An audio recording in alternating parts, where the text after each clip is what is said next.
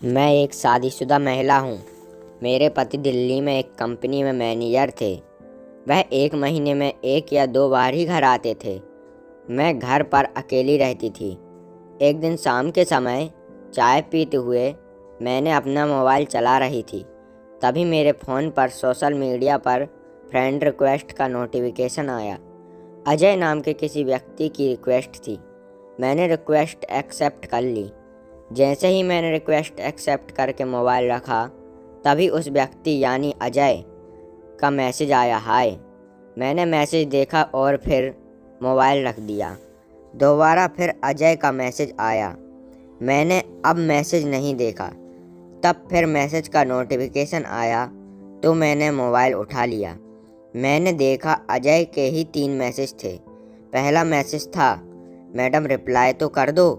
उसके बाद फिर उसका मैसेज था, मैं अपने मैसेज के रिप्लाई का इंतज़ार कर रहा हूँ। तब मैंने रिप्लाई किया, हाय, मेरा नाम अजय है, मैं एक बिजनेसमैन हूँ। अजय ने मैसेज किया, ओके नाइस। मैंने बेमन से उसका जवाब दिया, रेखा जी, क्या आप मेरी फ्रेंड बनेंगी? अजय ने पूछा। मैंने कोई रिप्लाई नहीं किया और मोबाइल का नेट ऑफ कर दिया। रात को जैसे ही मैंने अपने मोबाइल का नेट ऑन किया तो मैंने देखा कि अजय के बहुत सारे मैसेज थे। मेरे ऑनलाइन होते ही उसके मैसेज फिर आने शुरू हो गए। कैसा पागल है ये, इसे कोई काम नहीं क्या? मैंने सोचने लगा। आपको कोई काम नहीं है क्या? मैंने रिप्लाई किया, जी काम तो बहुत हैं, पर आपके मैसेज के इंतज़ार में सारे काम रह गए। अजय ने लिखा, कहिए क्या कहना है आपको? मैंने मैसेज किया, क्या आप मेरी दोस्त बनेंगी? अजय ने पूछा, बन तो गई हूँ, तभी तो बात कर रही हूँ। मैंने लिखा, ऐसे नहीं, आप वादा करो कि आप रोज़ मुझसे बात करेंगी। अजय ने मैसेज किया, ठीक है। मैंने मैसेज किया, धन्यवाद जी। अजय ने दोबारा मैसेज किया। धीरे धीरे हम दोनों में बात होने लगी। मुझको अब अजय से बात करना अच्छा लगने लगा था। हम दोनों ने एक दूसरे से अपने मोबाइल नंबर भी शेयर कर लिए। जब भी मुझको फुर्सत मिलती मैं अजय से बात करती रहती। बातों का यह सिलसिला इतना बड़ा कि हम दोनों मिलने भी लगे। अब बात सिर्फ दोस्ती तक नहीं थी, दोस्ती से बहुत आगे बढ़ चुकी थी। अजय मेरे घर आने जाने लगा था और जो हम दोनों के बीच एक सीमा रेखा थी वह भी टूट चुकी थी। एक दिन अजय ने मुझको अपनी बाहों में भरकर मेरे होंठों को चूम लिया। मैं भी अपने आप को रोक न सकी और हम दोनों एक दूसरे से लिपट गए और एक दूसरे पर जमकर प्यार लुटाया। कुछ दिन बाद मेरे पति घर आने वाले थे, लेकिन अजय हर दिन मुझको मिलने आता था। एक दिन मैं अपने पति राज से फ़ोन पर बात कर रही थी। मुझे एहसास हुआ कि मैं राज से कितना बड़ा विश्वासघात कर रही हूँ। मुझे खुद पर घृणा आने लगी। मैंने सोचा कि अब मैं अजय से मिलना बंद कर दूंगी। अगले दिन मैंने अजय को घर पर आने से यह कहकर मना कर दिया कि कुछ दिनों के लिए मेरे रिश्तेदार घर पर आ रहे हैं। मैंने अजय से बात करना भी काम कर दिया। अजय मुझे कॉल करता तो मैं उठाती ही नहीं, उसके मैसेज का भी रिप्लाई नहीं करती। एक दिन अचानक अजय ने मुझे एक एक कर वीडियो भेजा। मैंने वीडियो देखकर दंग रह गई।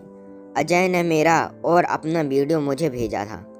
तुमने यह वीडियो कब बनाया और क्यों बनाया? मैंने तुरंत उसे कॉल कर पूछा, क्यों, तुम्हें पसंद नहीं आया? देखो हम दोनों कितने अच्छे लग रहे हैं।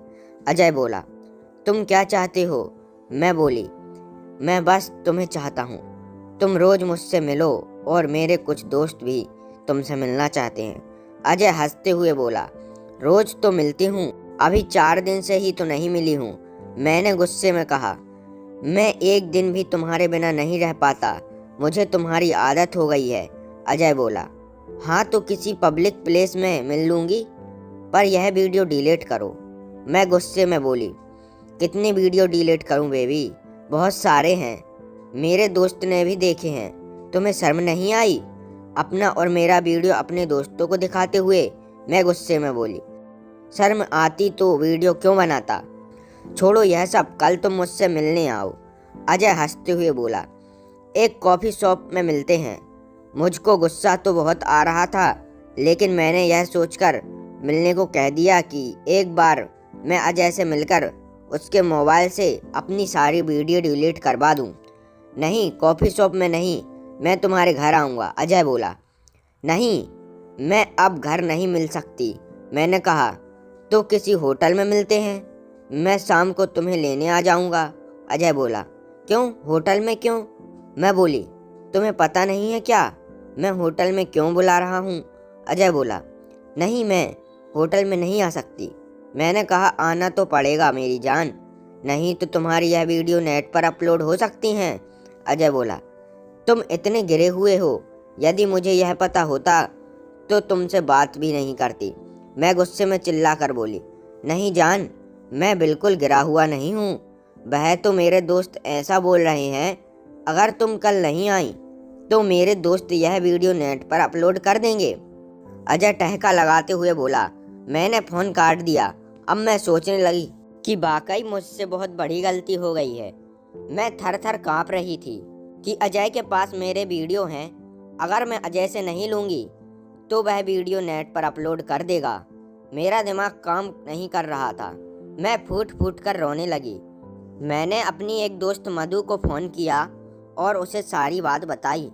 मधु ने मुझे समझाया कि तू सुबह ही मेरे घर आ जा, फिर कुछ सोचते हैं। अगली सुबह मैं अपनी दोस्त मधु के घर पहुंच गई। वह मुझसे एक इंस्पेक्टर के पास ले गई और उसे पूरी बात बताई। इंस्पेक्टर के कहने पर मैंने अजय से बात की। पुलिस ने उसका नंबर ट्रैक कर लिया।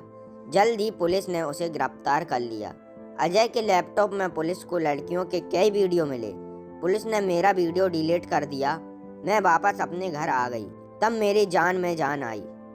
कुछ दिनों बाद मेरा पति राज घर आ गया था। मैं राज से बोली, राज, मैं अब घर पर अकेली नहीं रह सकती। मैंने कहा, अब मैं तुम्हें अकेले रहने भी नहीं दूंगा। राज बोला, क्यों, क्या हुआ, मुझे अब अपने साथ ले जाओगे? मैंने खुश होते हुए कहा, नहीं, अब मैं यहीं तुम्हारे साथ रहूंगा। अब जब भी कभी जाऊंगा तो तुम्हें साथ ले जाऊंगा। राज ने कहा, अच्छा, आज अचानक इतना प्यार कैसे आ गया? मैं राज को छेड़ते हुए बोली, हाँ, बहुत दिन हो गए अकेले रहते रहते, अगर ऐसे ही अलग रहे तो हमारे बीच तीसरा कैसे आएगा? राज ने मुझको बाहों में भरते हुए कहा। मतलब? मैं आश्चर्य से बोली, अरे, मैं हम दोनों के बेबी की बात कर रही हूँ। राज ने बोला और लाइट बंद कर दी और मुझको अपनी बाहों में भर लिया। मैं राज के साथ ही, लेकिन मेरे दिमाग में उथल पुथल हो रही थी। मैं अजय के बारे में राज को सब कुछ बता देना चाहती थी, लेकिन मुझे डर था कि कहीं राज और मेरे रिश्तों के बीच में दरार न आ जाए।